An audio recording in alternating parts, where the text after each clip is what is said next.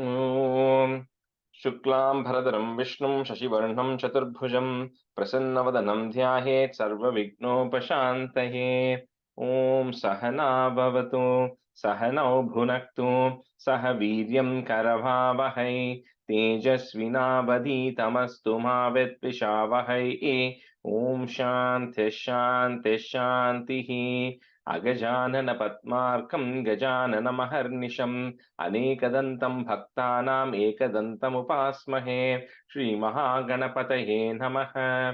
गुरवे सर्वलोकानां विषजे भवरोगिणां निधये सर्वविद्यानां श्रीदक्षिणामूर्तये नमः। अस्मद्गुरुचरणारविन्दाभ्यां नमः।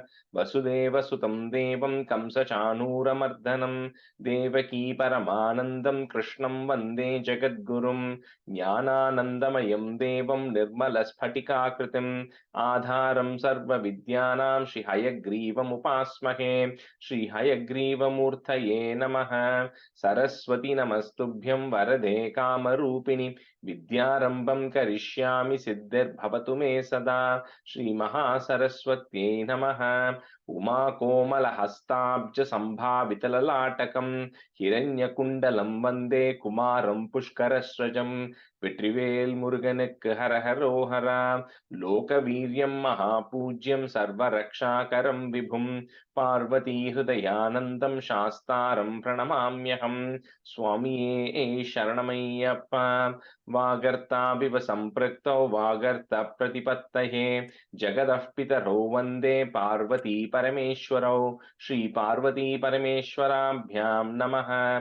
कोमलं कूजयन् वेणुं श्यामलोऽयं कुमारकः वेदवेद्यं परब्रह्म तस्मै श्रीगुरवे नमः। अस्मद्गुरुचरणारविन्दाभ्यां नमः। श्रीकृष्ण गोविन्द हरे मुरारे श्रीनाथ नारायण वासुदेव। श्रीकृष्ण गोविन्द हरे मुरारे श्रीनाथ नारायण वासुदेव। श्रीकृष्ण गोविन्द हरे मुरारे श्रीनाथ नारायण वासुदेव। पीताम्बरं करविराजितचक्रशङ्खकौमोदकी सरसिजं करुणासमुद्रं राधासहायम् अतिसुन्दरमन्दहासं वातालयेशम् अनिशं हृदि भावयामि। कृष्णो रक्षतु मां चराचरगुरुः कृष्णं नमस्ये सदा। कृष्णेनैव सुरक्षितोऽहमसकृत् कृष्णाय दत्तं मनः। कृष्णादेव समुद्भवो मम विभो कृष्णस्य दासोऽस्म्यहम्। कृष्णे भक्तिरचञ्चलास्तु भगवन् हे कृष्ण तुभ्यं नमः। श्रीगुरुवायूरप्पा शरणं नम्राणां सन्निधत्ते सततमपि पुरस्तैरणभ्यर्थितानपि आर्तान् कामान् जस्रं वितरति परमानन्दसान्द्रां गतिं च।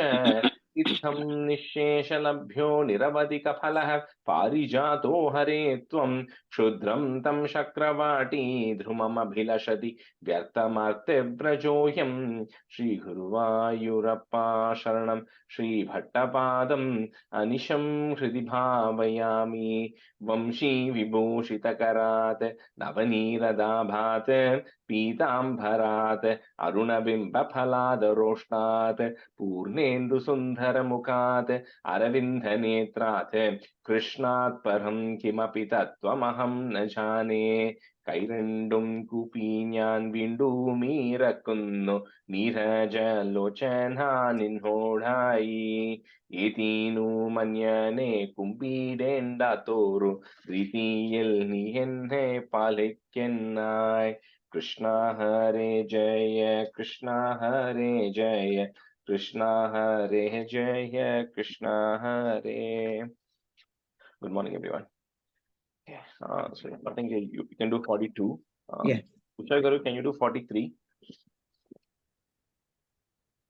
You can start marking it. Yes, Rajesh Garu. Om Krishnaya Parabrahmane Namah. Dasakam 42. Tadapi janmakshadane tava prabho nimin pratagnya divadu mahesura mahanasastvam savide nidayasa mahanasado pavrite vrajashvari tato त्राण नियुक्त बालक प्रभाति संक्रन्द शकुलार वैहि विमिश्रम अश्रावि भवत् समीपतः परिस्फुटाक्तारुच्चटारवः. Nothing in the first, second line of prabhiti and the balak, the second line beginning, balak, prabhiti. प्रभीति. Oh, sorry. Yeah, okay, keep going. Yeah. ततस्तदा Karnan संभ्रम श्रम प्रकम्पि वक्षोज भार प्रजान् गणाः भवन्तम् अन्तरदृदुःसमन्तहो विनिष्पतः दारुमध्यगम्. शिशोरहो किं भूदितद्रुतं प्रदाव्य नन्दः पशुपाश्च भूसुराः भवन्तम् आलोक्य यशोदया धृतं समाश्वसन् नश्रुजलाद्र लोचनाः.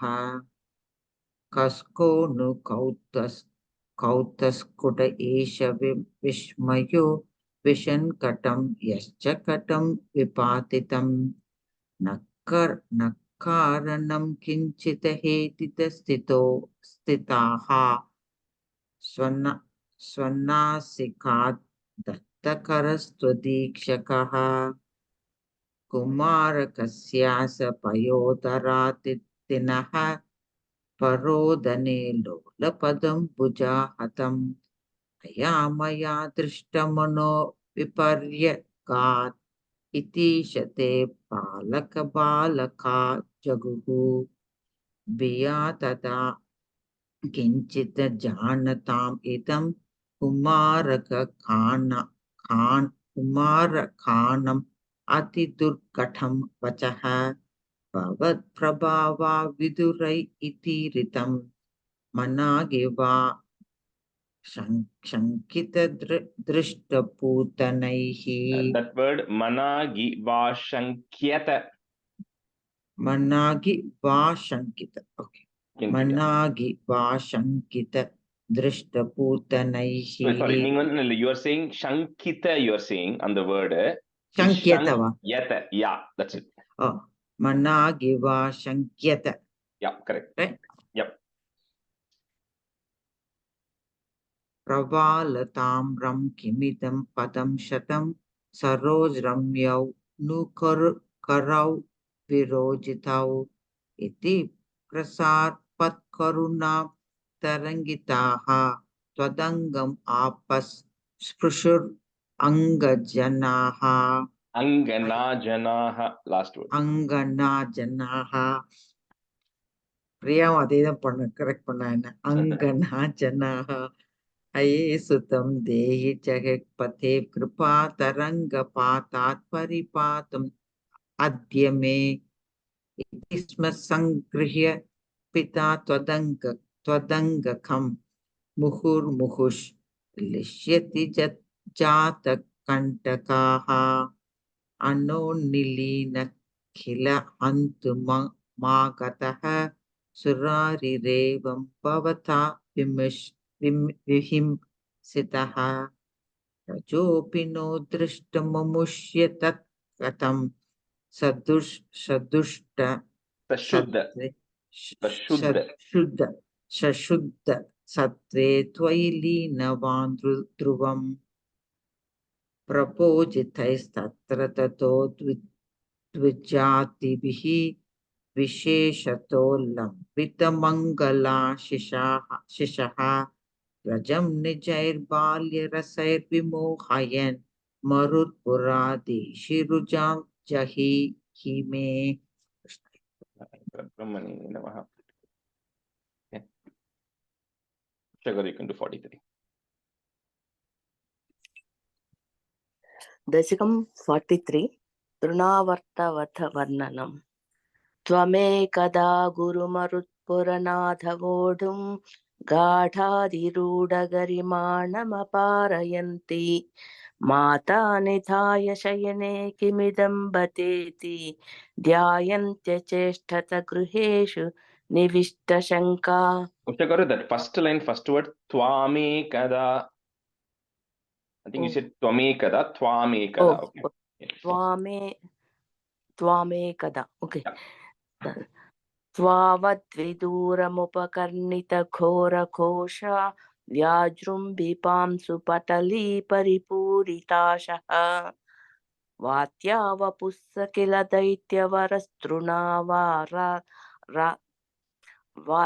वात्यावपुस्स किल दैत्यवरस्तृणाव ताक्यो जहार जनमानसहारिणं त्वाम् उद्दामपांसुं तिमिराहत दृष्टिपाते दृष्टं किमप्यकुशले पशुपाललोके हा बालकस्य किमितत्त्वदुपान्तमाप्ता माता भवन्तमविलोक्य भृशं रुरोद. Ushagaru, second line, first word, Drashtum. Okay. Not Drishtum. Yeah. Keep going. Yeah, Drashtam.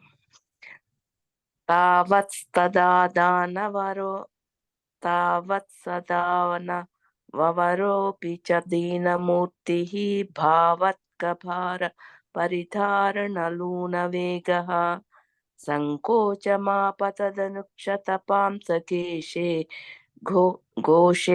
घोषे व्यतायत भवज्जननी निनादः रोदोपकर्णनवशादुपगम्य गेहं क्रन्दत्सु नन्दमुखगोपकुलेषु दीनः त्वां दानवस्त्व किल मुक्तिकरं मुमुक्षुः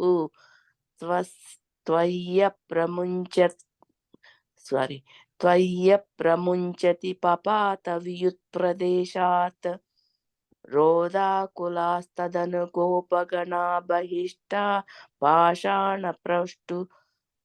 पाषाणपृष्ठभुवि देहमतिस्तविष्टम् प्रेक्षन्त हन्त निपतन्त मुमुक्षवक्ष सक्षीणमेव च भवन्तमलं हसन्तम्. Ushagaru, that fourth line beginning, third line end, Vakshasyakshinameva. Oh, वक्षस्य क्षीणमेव च भवन्तमलं हसन्तम्. ग्रावप्रपातपरिशिष्टगरिष्ठदेहा भ्रष्टासु दुष्टदनुजोपरि दृष्टहंसम् दृष्टहासम्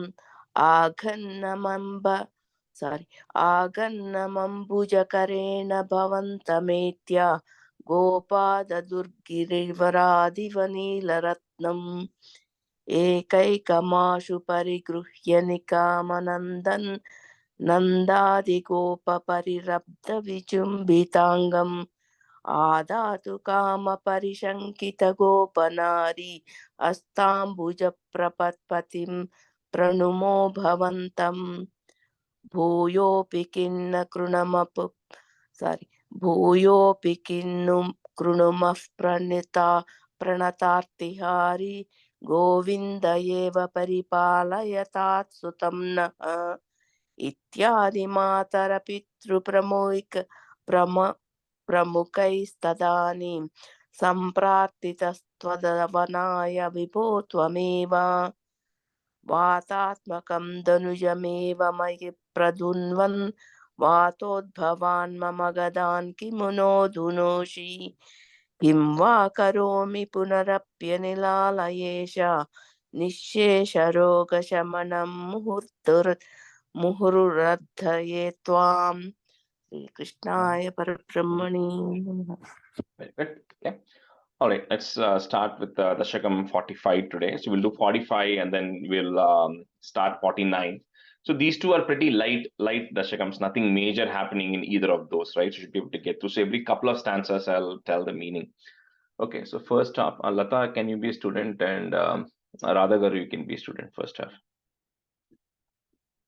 Okay. So stanza 1. So every couple stanzas, I'll explain the meaning after the first two. अयि सबलमुरारे पाणिजानुप्रचारैः किमपि भवनभागान् भूषयन्तौ भवन्तौ Chalita Charana Kanjau, Manju Manjira Shinja, Shravana Kutuka Bhajau, Cheratus Charu Veghat. So, I Sabala Murare, Pani Janu Pracharaihi, Kimapi Bhavana Bhagan, Bhushayantau Bhavantau, Chalita Charana Kanjau, Manju Manjira Shinja, and then put a plus, Shravana Kutuka Bhajau, Cheratush Charu Vegat. I Sabalam Murare Panijanu Pracharehi Kimapi Bhavana Bhagan Bhushayantau Bhavantau Chalita Charana Kanjau Manju Manjira Shinja Shravana Kutuka Bhajau Cheratush Charu Vegat. अहि सबल मुरारे पानिजानु प्रचारैः किमपि भवन भागान् भूषयन्तौ भवन्तौ चलितचरणकञ्जौ मञ्जुमञ्जीरशिञ्जा श्रवणकुतुकबाजौ चेरतुश्चारुवेगात् अयि सबल मुरारे पानिजानु प्रचारैः किमपि भवन भागान् भूषयन्तौ भवन्तौ चलितचरणकञ्जौ मञ्जुमञ्जीरशिञ्जा श्रवणकुतुकबाजौ चेरतुश्चारुवेगात् अयि सबलमुरारे पाणिजानुप्रचारैः किमपि भवन भागान् भूषयन्तौ भवन्तौ चलितचरणकञ्जौ मञ्जमञ्जीरसिञ्जा श्रवणकुतुकुभाजा चेरुतुश्चारुवेगात् अयि सबलमुरारे पाणिजानुप्रचारैः किमपि भवन भागान् भूषयन्तौ भवन्तौ चलितचरणकञ्जौ मञ्जुमञ्जीरशिञ्जा श्रवणकुतुकुभाजौ चेरुतुश्चारुवेगात्. मृदु मृदु विहसन्ता उन्मिषद्दन्तवन्तौ वदनपतितकेशौ दृश्यपादाब्जदेशौ भुजगलितकरान्तव्यालगत्कङ्कणाङ्कौ मतिमहरतमुच्चैः पश्यतां विश्वनृणाम्. So this Dasakam is Krishnasya Balakrida Varnanam, description of the childhood pranks that Krishna did.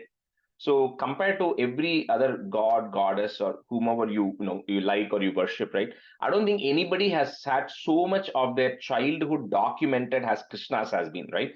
So many stories and so many incidents and so many literature just around everything that Krishna did. Right, so even this one, Bhagavatam, there are several chapters associated with it. This is one of them, just talking about how Krishna's childhood was, right? So it starts off by telling Krishna, right now, both you and Balaram, and Krishna, now you're moving with your Pani and Janu. Pani means hand, Janu means knees. So you're moving with your hands and knees, means you're in a crawling stage. So when you're in a crawling stage, Krishna used to roam around everywhere. So of course they were all cow herds. So they, when you go out, they have the cow dung and the cow urine and the mud and everything, and used to roam around in all of those places, Krishna in Gokulam, which is what made it such an auspicious place. And when there's a for those of you who are Tamilians, right? There's a song, Rajini's song, saying "Ni naranda nadaya." When you walk, your walking itself is a style, right? So similarly, it says here also, Krishna, wherever you go, just the way you crawl itself is very beautiful, right? So just people used to come just to look at you crawl. And more than just look at you crawl, even the places in the house and other places that you go crawling, even those became beautiful because you went there to crawl, right? And when you are crawling at the same time, because you are small, they used to put the anklets around your feet, Krishna. And when the sound of the anklets that you used to hear used to excite you more. And so you used to love hearing the sound of your own anklets, because of which you used to crawl faster. So with that, you started roaming everywhere in the Gokulam's neighborhood and also around as well. And because Krishna was, less than a year or somewhere around that age at the time, so your hair used to always fall over your face. They probably haven't done a haircut yet, right? So your hair used to fall all over your face, and then when you smiled, it used to reveal the small teeth which was actually growing in as well. So with this, people used to just love looking at you, and you used to captivate everybody's minds. And then of course in the second one, it also talks about the Kankanankau. So the bracelets. So what it means is the armlets which you were wearing used to slip from your arms and then become your bracelet. So because it's a small baby, right? So with that, you used to walk around everywhere in Gokulam and make everybody very happy, whoever used to look at you. So mridu mridu vihasanta vunmishat. So you can't break it. You have to say it together. Vihasanta vunmishat dantavantau, comma, vadana patita keshau drishya padabja deshau bhuja galita karanta vyala gat kankanankau, comma, matim aharatam uchchai. 3 words there if you want to break it. Matim aharatam uchchaihi. Put a F, uchchaif. Pashyatam Vishwan Rnam. So in case you have a one R, just make it a double R, Vishwan Rnam. Mridu mridu vihasantha vunmishadantavantau vadana patita keshau drishya padabjadeshau bhujagalita karanta vyalagat kankanankau matimaharatam pashyatam Vishwan Rnam. मृदु मृदु विहसन्ता उन्मिषद् दन्तवन्तौ वदनपतितकेशौ दृश्यपादाब्जदेशौ भुजगलितकरान्तव्यालगत्कङ्कणाङ्कौ मतिमहरतमुच्चैः पश्यतां विश्वनृणाम् मृदु मृदु विहसन्ता उन्मिषद् दन्तवन्तौ वदनपतितकेशौ दृश्यपादाब्जदेशौ भुजगलितकरान्तव्यालगत्कङ्कणाङ्कौ मतिमहरतमुच्चैः पश्यतां विश्वनृणाम् मृदु मृदु विहासन्तावुन्मिषद्धन्तवन्तौ वदनपतितकेशौ दृश्यपादाब्जदेशौ भुजगलितकरान्तव्यालगत्कङ्कणाङ्कौ मतिमहरतमुच्चैः पश्यतां विश्वनृणाम् मृदु मृदु विहसन्तावुन्मिषद्धन्तवन्तौ वदनपतितकेशौ दृश्यपादाब्जदेशौ भुजगलितकरान्तव्यालगत्कङ्कणाङ्कौ मतिमहरतमुच्चैः पश्यतां विश्वनृणाम्. That's a 3. Anusarati janoghe kautuka vyakulakshe, comma, kimapi krita ninadam vyahasantau dravantau valita vadana padmam prishtato datta drishti, comma, a long E, comma, kimiva na vidadhate kautukam vasudeva. Anusarati janoghe kautuka vyakulakshe kimapi krita ninadam vyahasantau dravantau valita vadana padmam prishtato datta drishti kimiva na vidadhate kautukam vasudeva. अनुसरति जनौगे कौतुकव्याकुलाक्षे किमपि कृतनिनादं व्याहसन्तौ द्रवन्तौ वलितवदनपद्मं पृष्ठतो दत्तदृष्टि किमिव न विददाते कौतुकं वासुदेव अनुसरति जनौगे कौतुकव्याकुलाक्षे किमपि कृतनिनादं व्याहसन्तौ द्रवन्तौ वलितवदनपद्मं पृष्ठतो दत्तदृष्टि किमिव न विददाते कौतुकं Vasudev. Ratan, the first end of the line is a comma. Okay, I think 1 and 2 are not together. Okay. Okay. अनुसरति जनौघे कौतुक व्याकुलाक्षे किमपि कृतनिनादं व्याहसन्तो ध्रुवन्तौ वलितवदनपद्मं वृष्टितो दत्तदृष्टि किमिव न विदधाते कौतुकं Vasudev. The second line, last word, dravantau. Okay. And then the third line, prishtato. Okay. अनुसरति जनौघे कौतुक व्याकुलाक्षे किमपि कृतनिनादं व्याहसन्तौ ध्रुवन्तौ वलितवदन पद्मं पृष्ठतो वलितवदन पद्मं पृष्ठतो दत्तदृष्टि किमव न विदधाते कौतुकं Vasudev. The third line, prishtato. पृष्ठतो. Yeah, correct. Okay. Stanza 4. Drutagatishu patantha vuttitau lipta pankau divi munibhirapankai sasmitam vandyamhanau drutamata jananibhyam sanukampam grihitau muhurapi parirabdau dragyuvam chumbitau cha. So see 3 and 4 meaning together. So, like we said, wherever Krishna, you and Balarama used to go, the people used to always be looking at you, right? So at the same time, when the people, they also used to wear, the ladies used to wear the anklets, right? So when the ankle bells used to make noise, then Krishna and Balarama would also follow them. And then they realized that it is not their parents, and they used to keep coming running back. And it talks very nicely about how when Krishna and Balarama, even when they're crawling, and then they used to look back, right, and smile, and that itself used to give people extreme bliss, because they used to love Krishna and Balarama turning around, looking at them, and then giving them the sense of happiness, right?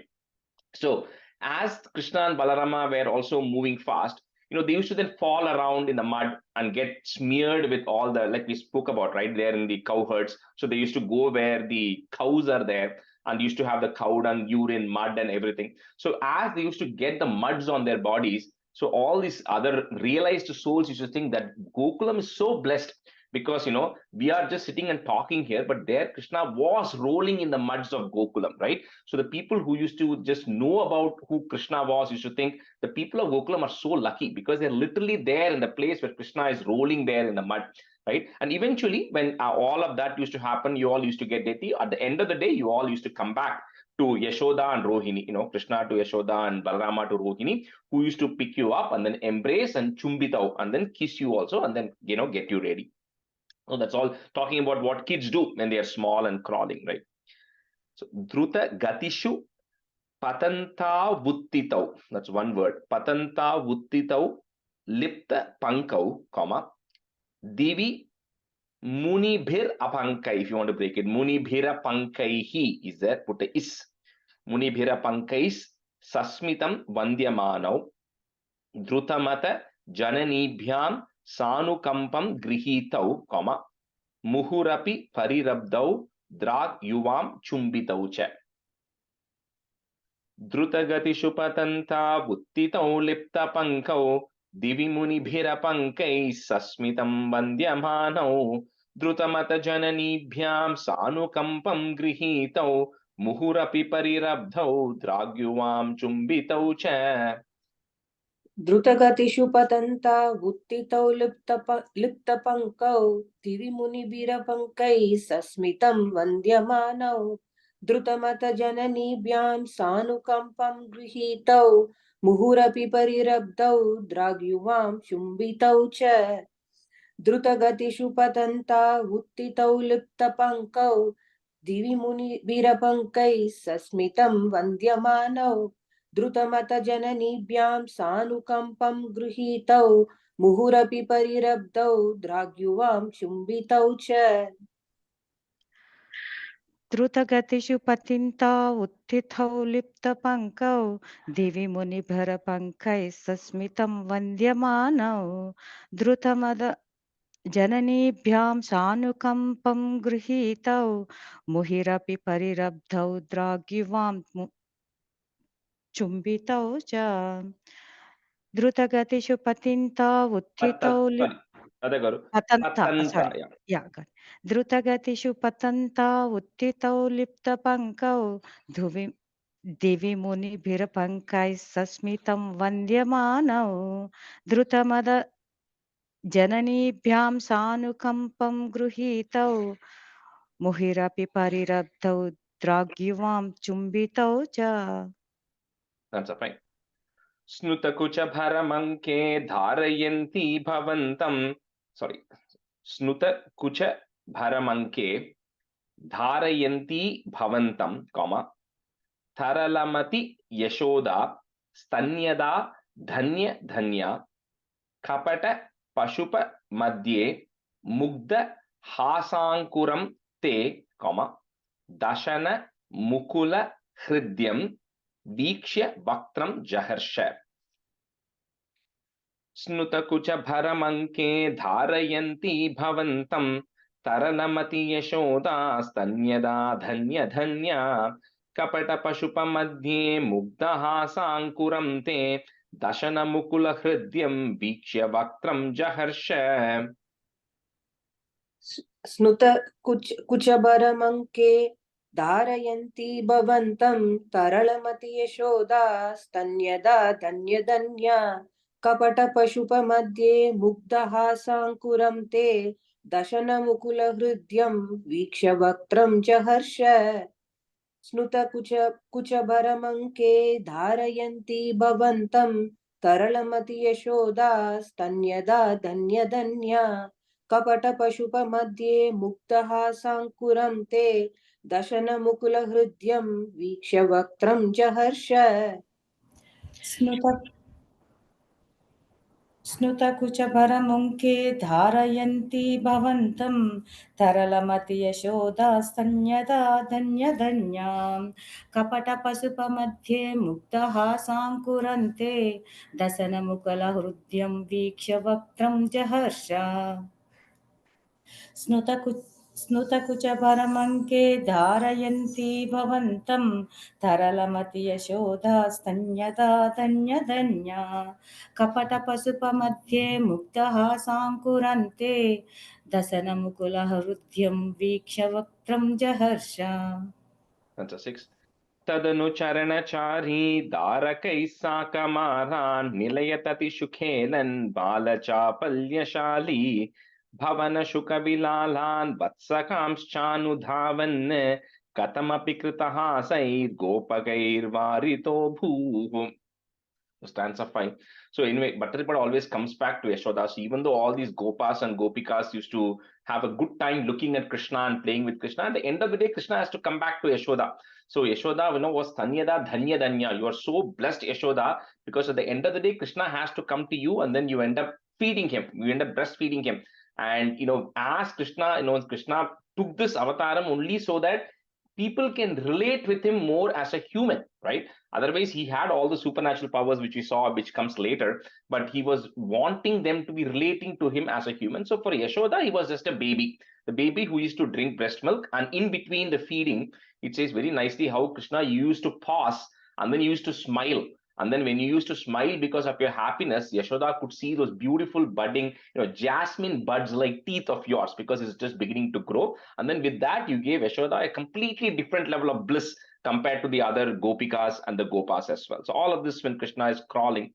Next, Krishna and Balaram, they start to walk. So now when you start walking around, then there are, of course, kids running around. So you used to, of course, play with all the animals which are there. So whether it be running behind the calves or running behind, like in stanza 6, it says Shuka. Shuka is referring to parrots, or Vatsakan referring to calves. So you used to run behind all of these animals there. And then that used to give, everybody used to enjoy you, seeing you running behind all of these animals and then, chasing them and having fun as well. So now they've started kind of walking and running around. Tadanu Charana Chari Darakais Sakamaran. So you put a plus at the end of that line, end of the first line, say 1 and 2 together. In the next line, you'll have a in and a ni. So you move that in to the end of the first line. So Darakai Sakamaran in, then put a plus. Nilaya Tatishu Kelan Bala Chapalya Shali Bhavana Shuka Vilalan Vatsakamsh Chanudhavan, Katamapi Krita Hasair Gopakair Varito Bhuhu. So when you fall chasing all these pets or running around them, that used to give the Gopas and Gopikas a lot, like a lot of laughter. Hasair, they're extremely, funny, right? Looking at it. So they used to laugh, enjoy. Tadanucharanachari Darakai Sakamaran Nilayatati Shukhelan Balachapalyashali Bhavana Shukavilalan Vatsakams Chanudhavan Katamapi Kritahasair Gopakair Varito Bhuhu. तदनुचरनचारी दारकै साकमारान् निलयतति शुकेलन् बालचापल्यशाली भवनशुकविलालान् वत्सकांशानुधावन् कथमपि कृतहासैर् गोपकैर्वारितो भूः. Wait a second, Lata. I just noticed. So some of you might have, instead of Bilalan in the third line, you might have Dalan. Both of them means cats. Okay, so if you come change it to Vilalan, so you can be consistent in third line first word. Keep going. तदनुचरणचारी धारकैः साकमारान् निलयततिषु केलन् बालचापल्यशाली भवनशुकविलालान् वत्सकांशानुधावन् कथमपि कृतहासैर्गोपकैर्वारितो भूः तदनुचरणचारी धारकैः साकुमारान् निलयततिषु केलन् बालचापल्यशाली भवनशुकविलालान् वत्सकांस्यानुधावन् कथमपि कृतहासैर्गोपकैर्वारितो भूः तदनुचरणचारी धारकैः साकुमारान् निलयततिषु केलन् बालचापल्यशाली भवनशुकविलालान् वत्सकांस्यानुधावन् कथमपि कृतहासैर्गोपकैर्वारितो भूः. Chapter 7. Haladhara sahitastvam yatra yatropayato, comma, vivasha patita netras tatra tatraiva gopyah vigalita griha kritya vismritapatya bhrityaha. So put a visarga at the end of that line. Bhrityaha, comma, murahara muhuratyantakula. So that word you cannot break it. So muhuratyantakula nityamasan. Haladhara sahitastvam yatra yatropayato vivashapatita netras tatra tatraiva ghopyah vigalita griha kritya vismrita patya bhrityaha murahara muhuratyantakula nityamasan.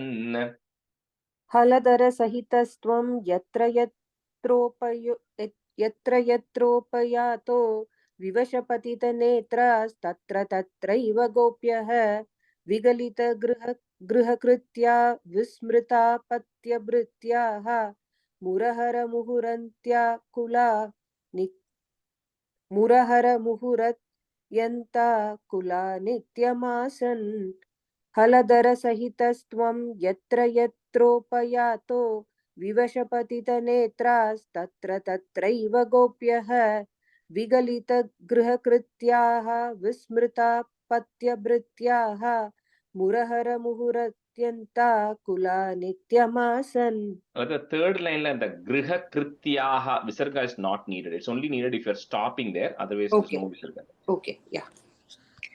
हलधरसहितस्त्वं यत्र यत्रोपयातो विवशपतितनेत्रस्तत्र तत्रैव गोप्यः विगलतगृहकृत्या विस्मृतापत्यभृत्याः मुरहरमुहरत्यन्ताकुला नित्यमासन् हलधरसहितस्त्वं यत्र यत्रोपयातो विवशपतितनेत्रस्तत्र तत्रैव गोप्यः विगलितगृहकृत्या विस्मृतापत्यभृत्याः मुरहरमुहरत्यन्ताकुला नित्यमासन्.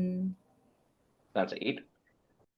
Pratinavanavanītam gopika dattamichan kalapadamupagayan komalam kvapi nrityan sadaya yuvati lokair arpitam sarpirashnan kvachana nava vipakvam dugdamapyabhibhastvam. So Haladhara in stanza 7. Haladhara means one who holds the hala, which is Balarama. So Krishna, when you and Balarama, wherever you went, both went together. So one of the problem was, first of all, Nandagopa was very famous. So everybody in Gokulam knew who Nandagopa was. And of course, Krishna and Balarama were one of the favorite kids. So wherever they go, people always used to have an eye on them, which is good and bad, right? So they could never escape from any of these people. So just wherever you go, Tatra Tatraiva Gopiha. There always used to be some Gopika there who used to be keeping a watch on you there. And when they see you, they used to forget whatever chores they are doing or even taking care of their own children as well. And they used to always be looking at you and be very excited to see you, right? And always be looking and paying attention to you.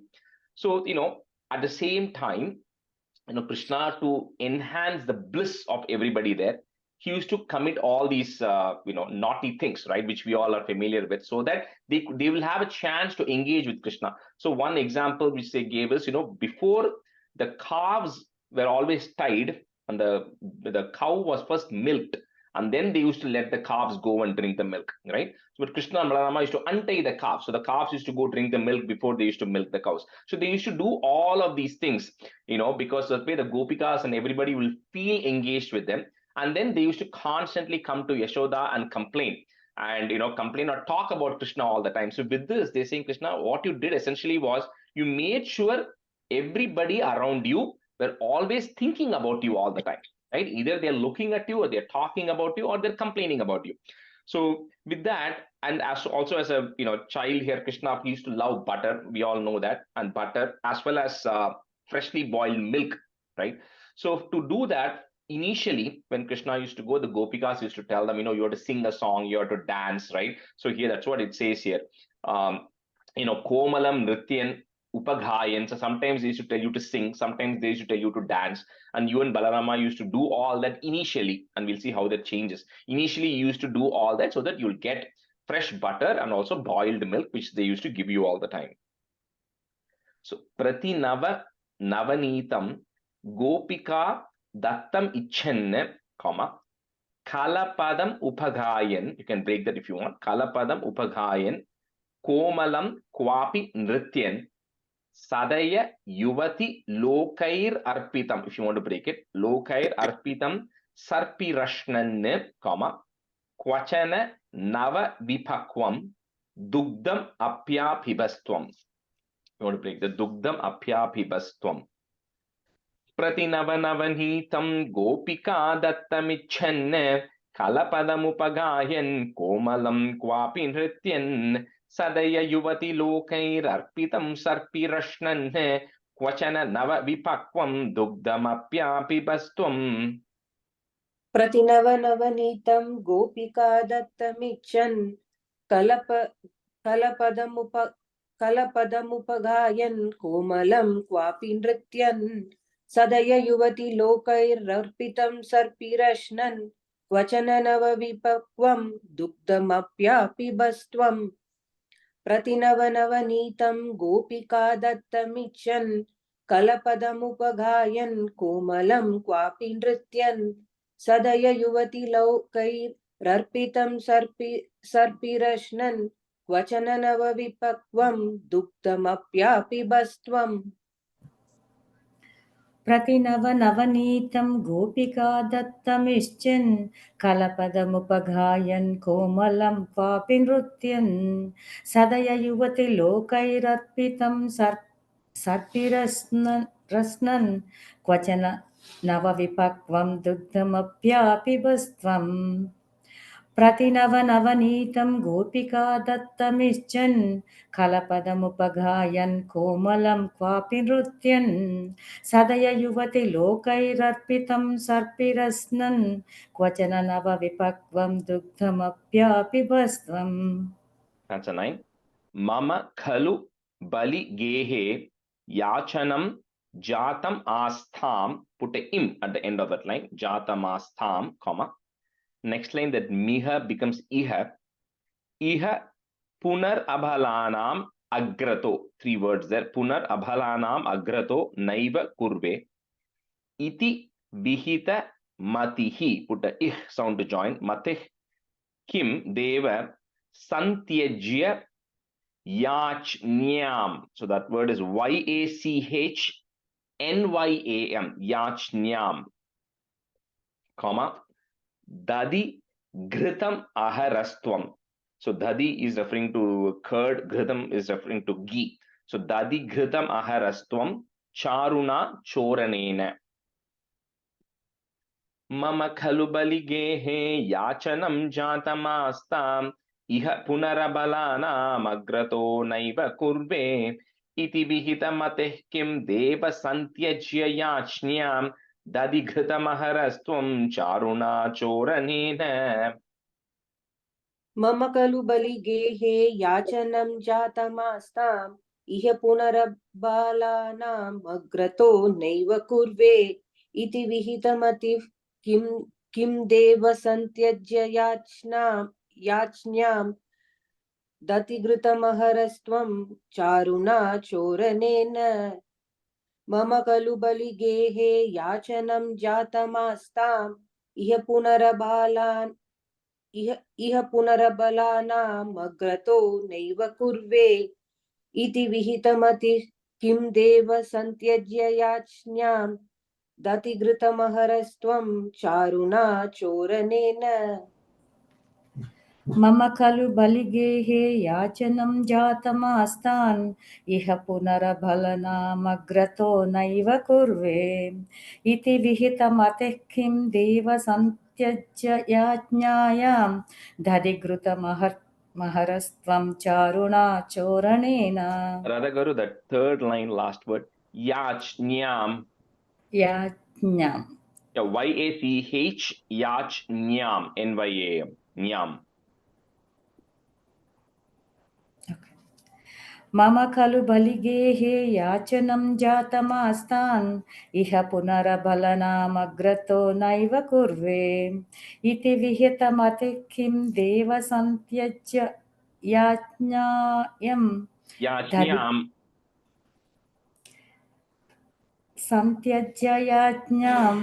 दधिघृतमहरस्त्वं चारुणा चोरणेन. Consistent.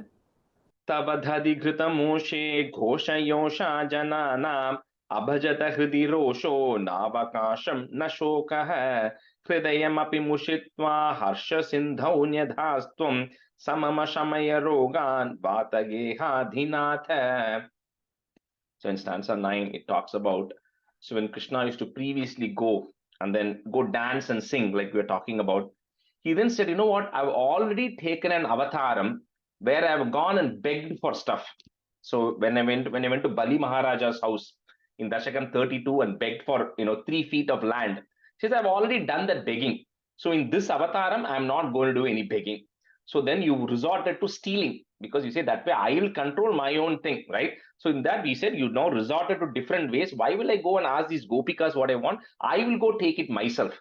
So with that, you and Balarama used to come up with different ways.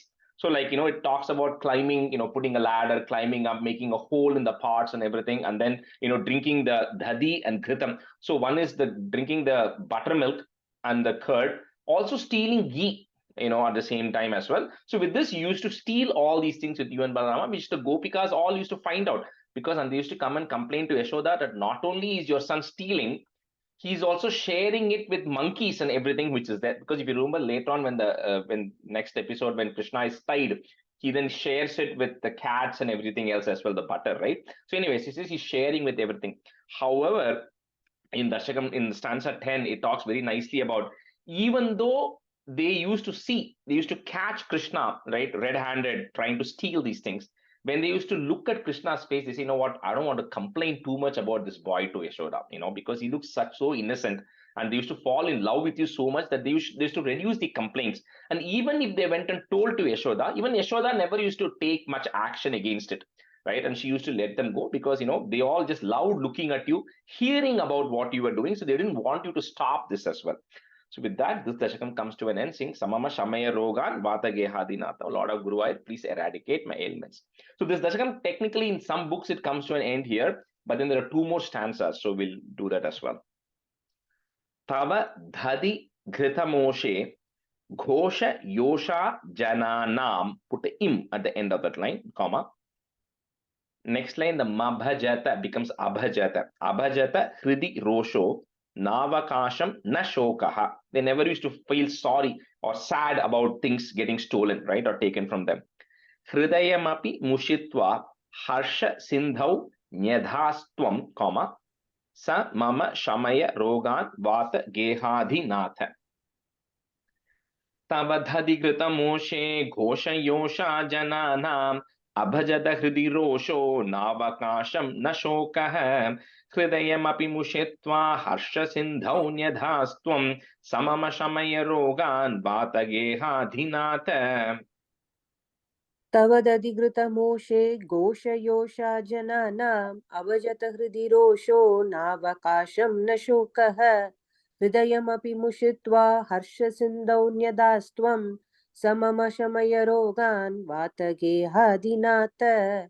तव दधिघृतमोषे घोषयोषा जनानाम् अभजत हृदि रोषो नावकाशं न शोकः हृदयमपि मुषित्वा हर्षसिन्धौ न्यदास्त्वं समम शमय रोगान् वातगेहादिनाथ तव तदिघृतघोषे घोषयोषा जनानम् अभजत हृदि रोषौ नावकाशं न शोकः हृदयमपि मुषित्वा हर्षसिन्धौ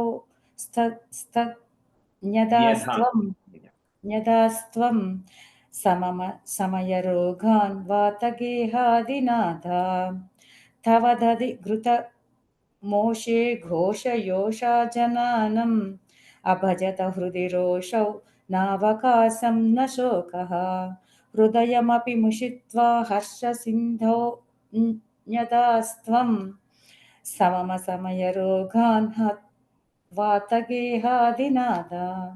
Radhagaru, that first line, last word, Jananam. Jananam. Yeah. Okay, so we'll switch. We are halfway. Ram, you can be a student, and Sundari, you can be a student.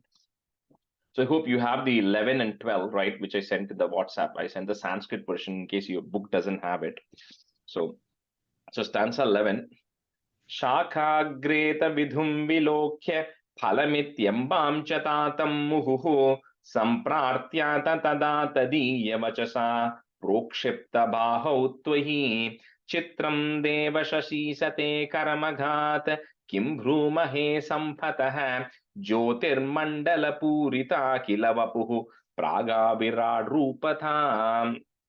So this is a story, this one small incident which it doesn't come anywhere else. It's not there in Bhagavatam either. So I don't know how it got added here, or because it seems to be something that got added later. But anyways, so once when Krishna was eating, right, at night with his parents, with Nandagopa and Yashoda, so they used to show the moon and feed the kids. So they were sitting outside and eating. So at the time, the position of the moon was such that it was at the tip of the branch of a tree. When you look from a certain angle, it was like that. So Krishna said he wanted that fruit. He said, I want that fruit that I'm seeing there, which is bright and shining. So Yashoda and Nandagopa say, it's not a fruit, it's a moon. You can't get it. So Krishna says, no, I want it. And then he stretches both his arms. And he talks about how the moon literally had to come down and then shine onto Krishna. And with that, he showed Nandagopa his Virat form. He showed him the Virat Swarupam itself for a very brief moment. Because in the 12th stanza, it will say that he'll forget it in a fraction of a second. So with that, Krishna says, I want the moon. So Hanuman jumped to get the sun. Krishna says, I want the moon. The moon has to come to Krishna, right? So the moon just came down to Krishna and then it's shone in his entire body. So the entire body was lit up with the light, which was actually coming from there. So that is the stanza 11. So Shakha vidum vilokya, comma, phalam ityambam cha tatam muhuhu, comma, samprartyata tada tadiya vachasa, comma, prokshipta bahau tvayi. Two lines here. Shakhagreta vidhum vilokya phalamityambam cha tatam muhuhu samprartyata tada tadiya vachasa prokshipta bahau tvayi. शाखाग्रेथ विधुं विलोक्य फलमित्यम्बां च तातं मुहुः सम्प्राप्ता Can you repeat that? सम्प्रार्थ्यात तदा तदीयवचसा प्रोक्षिप्तबाहौ त्वयि शाखाग्रेत विधुं विलोक्य फलमित्यम्बां च तातं मुहुः सम्प्राप्त्याथ तदा तदीयवचसा प्रोक्षिप्तबाहौ त्वयि. शाखाग्रेथ विदुं विलोक्य फलमित्यम्बां च तातं मुहुः सम्प्रार्थ्यात तदा तदीयवचसा प्रोत्क्षिप्तबाहौ त्वयि शाखाग्रेथ विधुं विलोक्य फलमित्यम्बां च तातं मुहुः सम्प्रार्थ्याथ तदा तदीयवचसा प्रोत्क्षिप्तबाहौ त्वयि. The Twai, both Ram and Sundari, it's like a short Twai. Yeah, okay, yeah. Twai. Yeah. Chitram Deva shashi sate karamagat, comma, kim bhrumahe sampatah, comma, jyotir mandala puritakhila vapuhu, comma, praga virad rupatam. Chitram deva shashisate karamaghat, kim bhrumahe sampatah, jyotir mandala puritakhila vapuhu, praga virad rupatam. चित्रं देवशशीसते करमगात् किं भ्रूमहे सम्पतः ज्योतिर्मण्डलपूरिताखिलवपुः प्रागाविराड्रूपताम् चित्रं देवशशीसते करमगात् किं भ्रूमहे सम्पतः ज्योतिर्मण्डलपूरिताखिलवपुः प्रागाविराड्रूपताम् चित्रं देवशशीसते करमगात् किं ब्रूमहे सम्पतः ज्योतिर्मण्डलपूरिताखिलवपुः प्रागाविराड्रूपताम् चित्रं देवशशीसते करमगात् किं ब्रूमहे सम्पतः ज्योतिर्मण्डलपूरिताखिलवपुः प्रागाविराड्रूपताम्. Answer 12. Kim Kim, there's a tune change again for the between 11 and 12. Kim Kim bhatedamiti sambhrama bhajamenam brahmarnavekshanamamum parimajyatatam mayam punastanaya mohamayim vitanvanne ananda chinmaya jaganmaya pahi roghat. So when that happens, the Nandagopa, of course, is stunned. He says, what is all this? Kim? But what just happened here? Because he just saw that the moon or the light entirely was shining on to Krishna right now. And he was kind of lit up, right? So before he could realize what was happening, you immersed him in that ocean of bliss for a very fraction of a second. Just like how you showed Yashoda, the entire thing inside your mouth as well. You just immersed him in that form, Virat form of yours for a very fraction of a second. And then immediately it bent away. And then you were brought back to you being a small child trying to eat there, right? With looking at the moon. So with that, you gave this, you who is bliss incarnate, supreme consciousness yourself, please eradicate all my diseases as well. So this, sorry, I lost my, yeah. So Kim, Bate Damiti Sambhrama Bhajamenam, comma, Brahmarnave Kshanamamum Parimajya Tatam Mayam Punasthanaya Mohamayim Bitanvanne, comma, Ananda Chinmaya Jaganmaya Pahi Rogat. Kim Bhadedamiti Sambhrama Bhajamenam Brahmarnavekshanamamum Parimajyatatam Mayam Punastanaya Mohamayim Bitanvanne Ananda Chinmaya Jaganmaya Pahi Roghat. किं वदेदमिति सम्भ्रमभाजमेनं ब्रह्मार्णवेक्षणममुं परिमज्यतातं मायां पुनस्तनयमोहमयीं वितन्वन् आनन्दचिन्मयजगन्मय पाहि रोगात् किं वदेदमिति सम्भ्रमभाजमेनं ब्रह्मार्णवेक्षणममुं परिमज्यतातं मायां पुनस्तनयमोहमयीं वितन्वन् आनंद चिन्मय जगन्मय पाहि रोगात् किं बतेदमिति सम्भ्रम भाजमेनं ब्रह्मार्णवेक्षणममुं परिमज्यतातं मायां पुनस्तनय मोहमयीं वितन्वन् आनन्दचिन्मय जगन्मय पाहि रोगात् किं बतेदमिति सम्भ्रम भाजमेनं ब्रह्मार्णवेक्षणममुं परिमज्यतातं मायां पुनस्तनय मोहमयीं वितन्वन् आनन्दचिन्मय जगन्मय पाहि रोगात्. Parabrahmane Namaha. That completes 45. So we already seen 46 where Krishna shows the cosmic form to Yashoda. 47, 48 was the Yamalarjuna trees and the Nalakubra and Manigriva and giving them, liberation, right? Krishna getting tied to the mortar and going and doing it. So we now go to Dashakam 49, which is Vrindavana Gamana Varnanam. So the journey to go to Vrindavanam. This also we'll do a couple of stanzas, we'll do the meaning. It's a simple just chapter. Bhavat Prabhava Vidura hi Gopaha. So the is that is there, you remove it, put a visarga comma, Gopaha. Taru prapata dikamatra, that's one word. Prapata dikamatra goshte. Ahetum utpata ganam vishankya, comma. Prayatum anyatra mano vitenuhu. This is a two-liner tune. Bhavat prabhava vidurahi gopaha taru prapatadikamatra goshthe ahetumutpata ganam vishankya prayatumanyatra mano vitenuhu.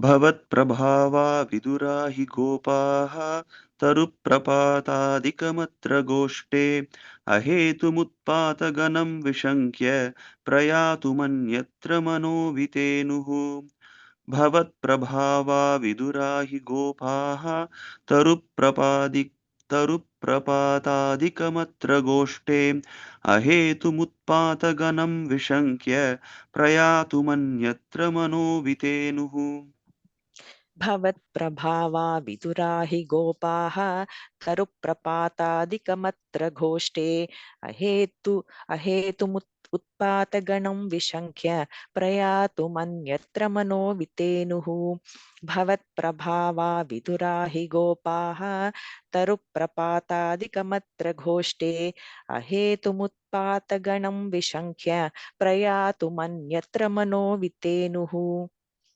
That's a two. तत्रोपनन्दाभिदगोपवर्यो जगौ भवत्प्रेरणयैव नूनम् इतः प्रतीच्यां विपिनं मनोज्ञं बृन्दावनं नाम विराजतीति.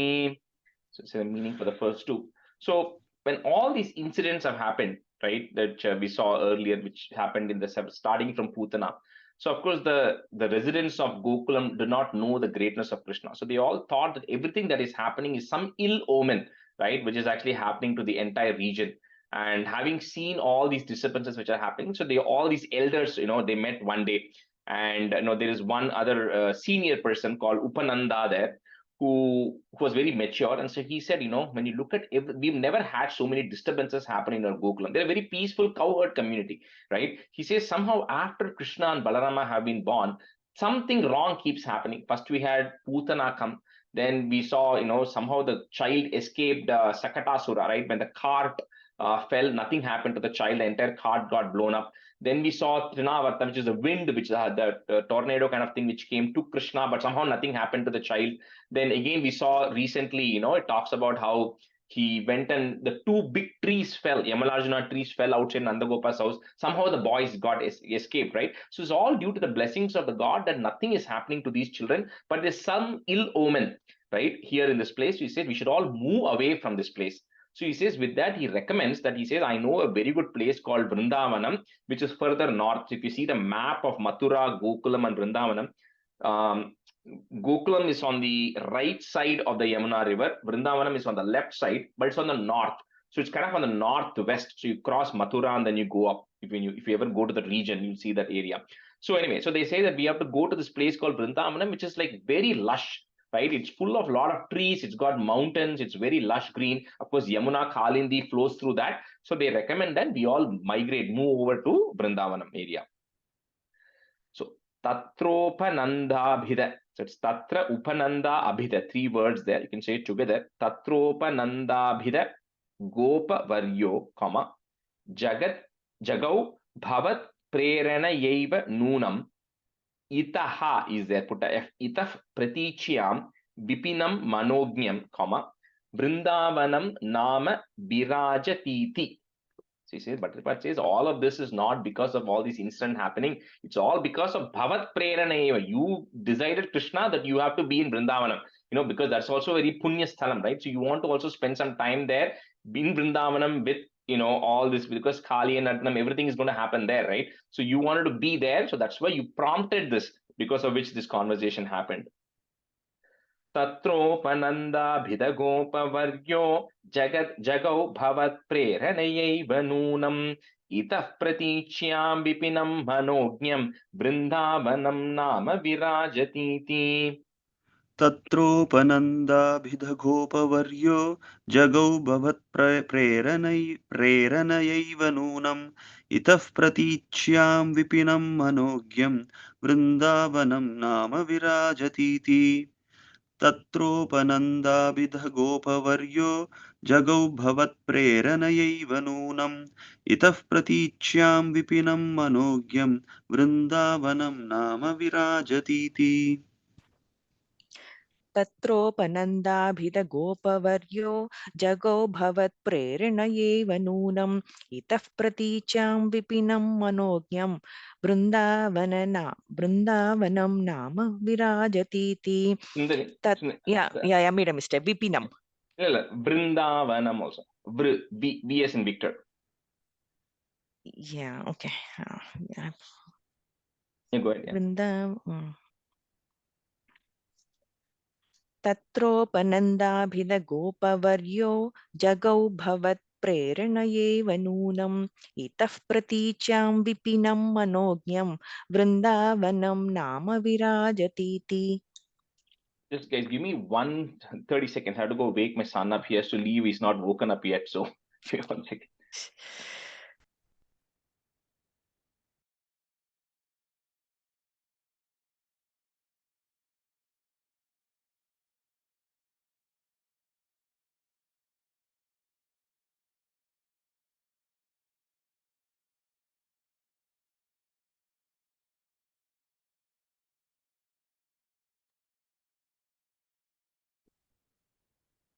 Answer 3.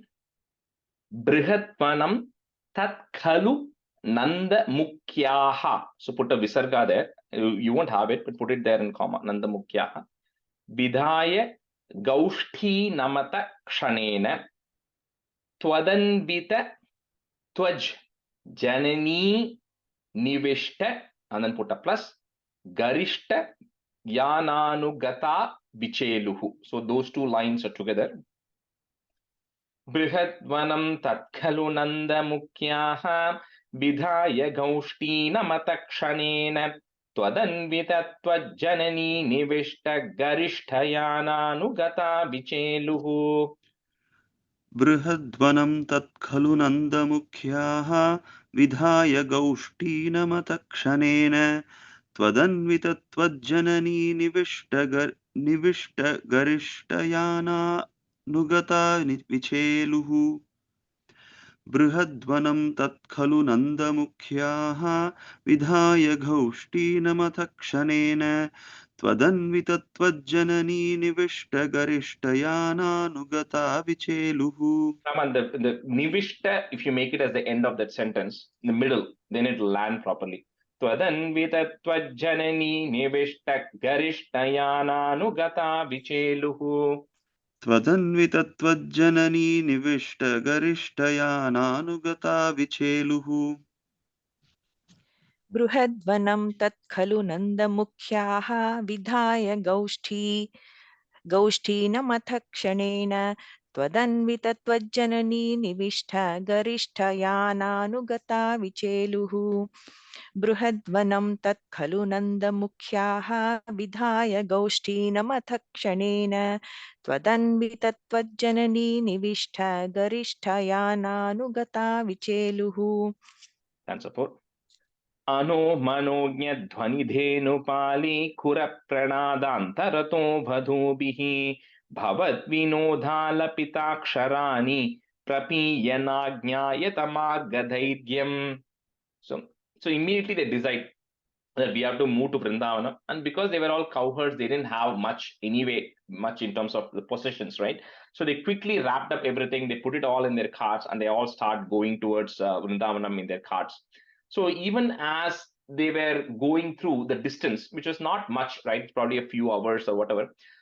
They never felt the distance they covered, because even on the entire path, even on the way, all they were doing was they were just talking about all the things that you used to do, Krishna. right? How you used to behave in Gokulam and what activities you were doing. So they were just talking about your pastimes, right, all the time. And then of course your parents, Rohini and Yashoda also did not want to leave you all separate. So they were always taking care of you because they wanted to make sure, they let go of this place and then move to a new location safe, right? So with that, they all end up going to Vrindavanam.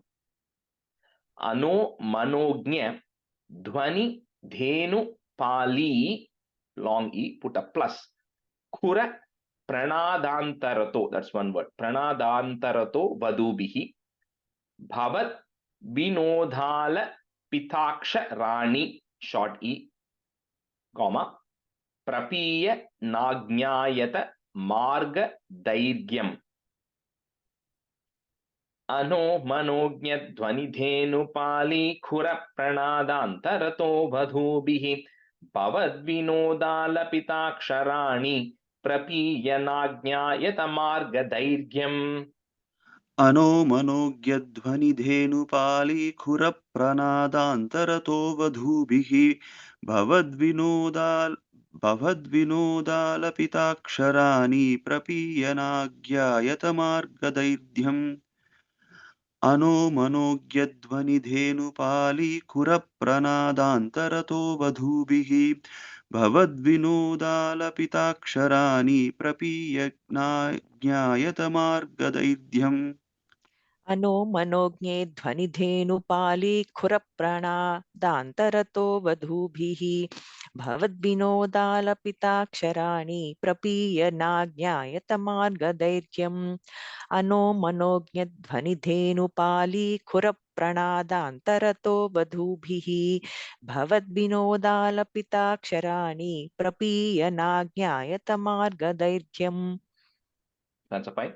Nirikshya Vrindavanam Isha Nandat, and then put a plus, Prasuna Kunda Pramukha Dhrumaugham. So those two lines together. Amodataha, put the ish to join. Amodatash Shadvala Sandra Lakshmiya, comma, Harin Mani Kuttima Pushta Shobham. Nirikshya Vrindavanamishanandat Prasuna Kunda Pramukadhrumaugham Amodata Shadvala Sandra Lakshmiya Harinmani Kuttima Pushta Shobham. Nirikshya Vrindavanamishanandat Prasunakunda Pramukhadhrumaugham Amodata Shadvala Sandra Lakshmya Harinmani Kuttima Pushta Shobham.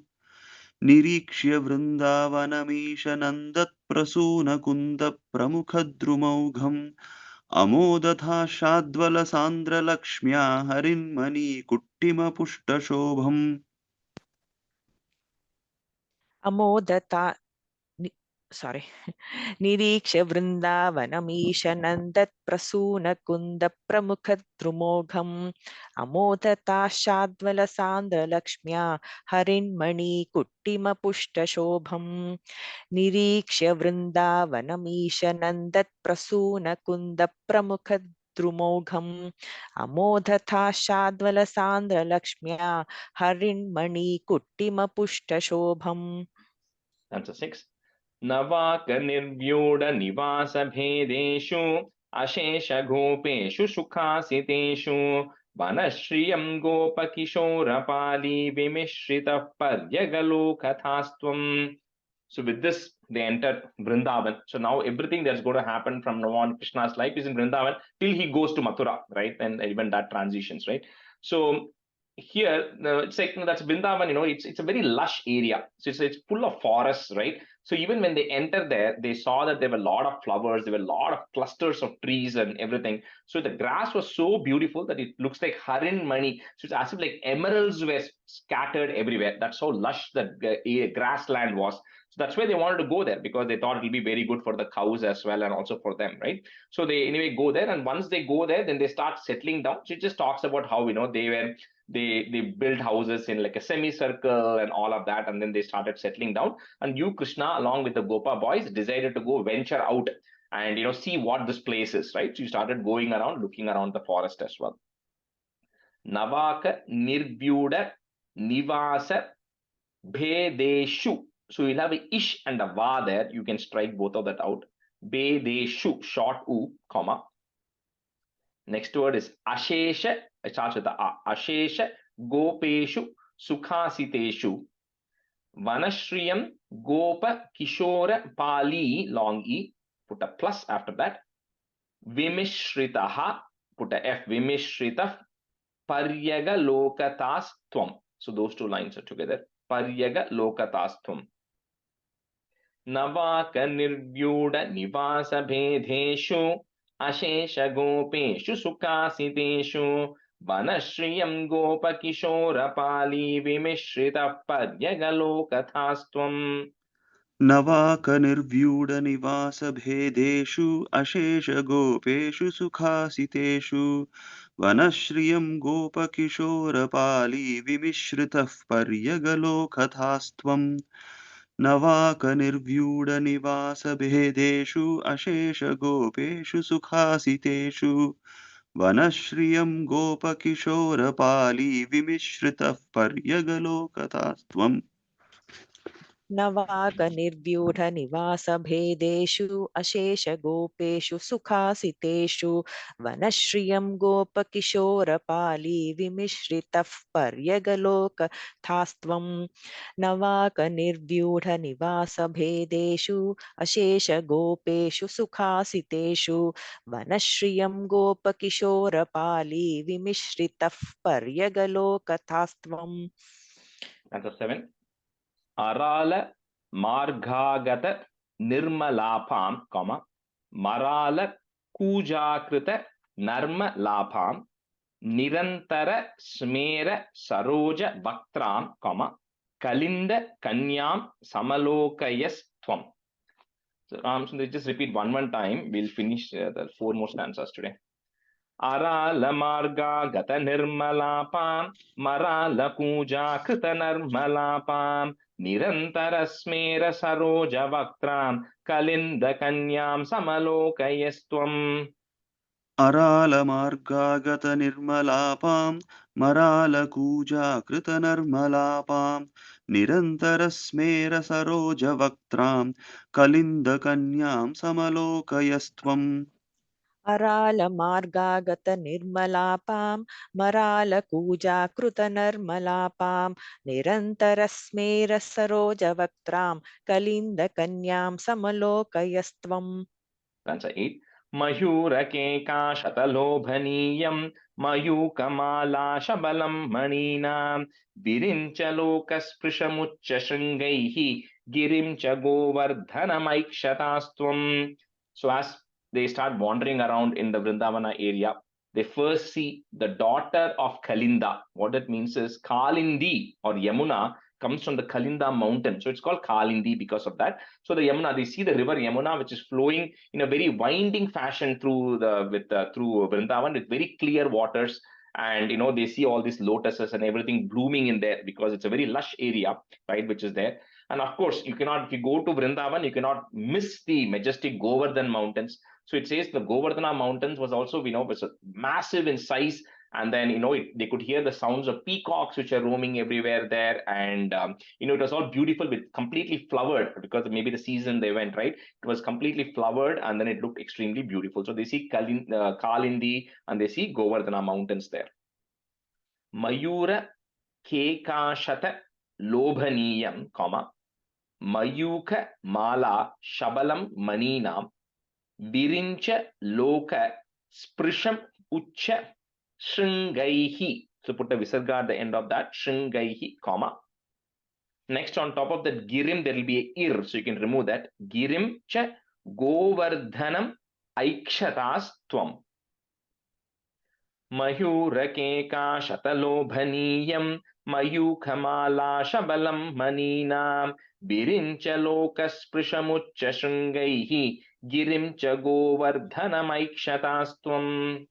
मयूरकेकाशतलोभनीयं मयूखमालाशबलं मनीनां विरिञ्च लोकस्पृशमुच्चशृङ्गैः गिरिं च गोवर्धनमैक्षथास्त्वम् मयूरकेकाशतलोभनीयं मयूखमालाशबलं मणीनां विरिञ्च लोकस्पृशमुच्च शृङ्गैः गिरिं च गोवर्धनमैक्षथास्त्वम्.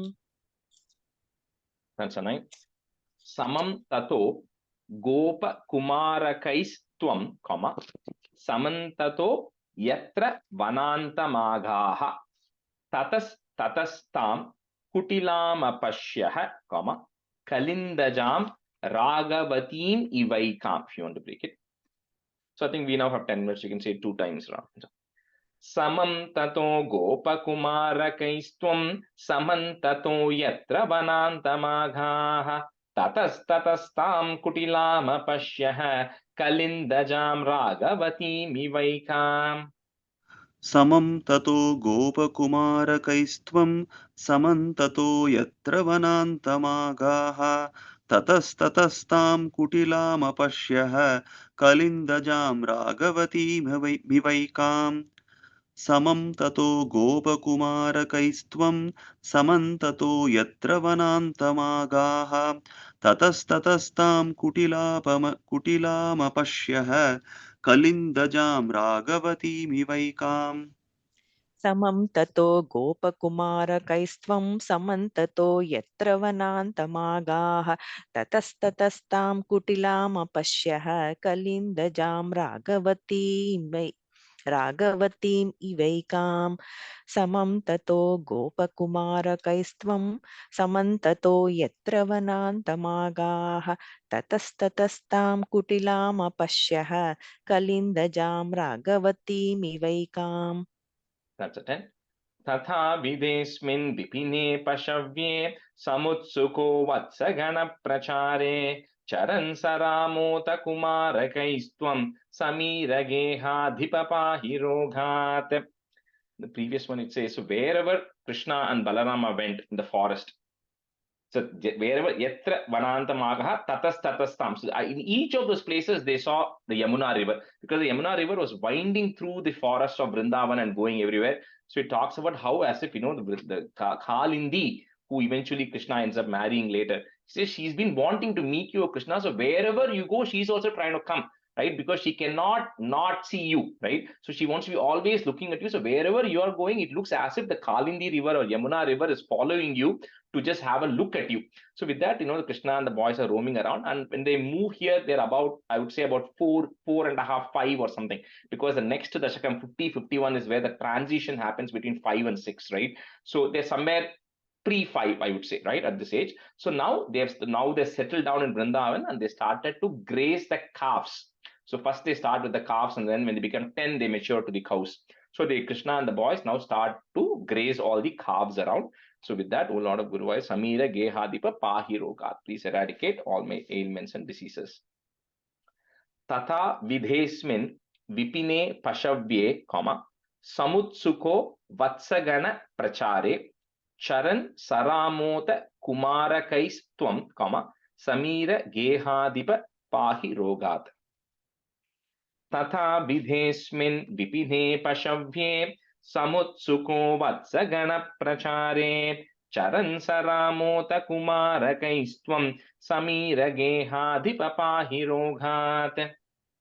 तथा विधेस्मिन् विपिने पशव्ये समुत्सुको वत्सगनप्रचारे चरन् सरामोथ कुमारकैस्त्वं समीरगेहाधिपपाहि रोगात् तथा विधेस्मिन् विपिने पशव्ये समुत्सुको वत्सगनप्रचारे चरन् सरामोथ कुमारकैस्त्वं समीरगेहाधिपपाहि रोगात् तथा विधेस्मिन् विपिने पशव्ये समुत्सुको वत्सगणप्रचारे चरन् सरामोथ कुमारकैस्त्वं समीरगेहाधिपपाहि रोगात् तथा विधेस्मिन् विपिने पशव्ये समुत्सुको वत्सगणप्रचारे चरन् सरामोथ कुमारकैस्त्वं समीरगेहाधिपपाहि रोगात्. Parabhrahmane Namaha. Conclude that Dashakam.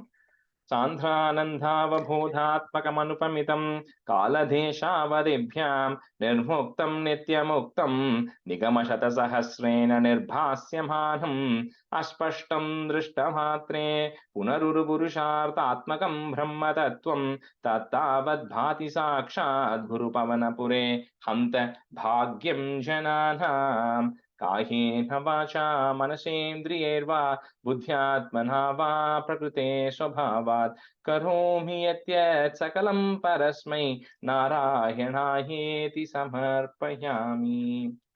Thank you, everybody. Bye. Thank you, Rajesh. Thank you, Rajesh. Bye. Thank you.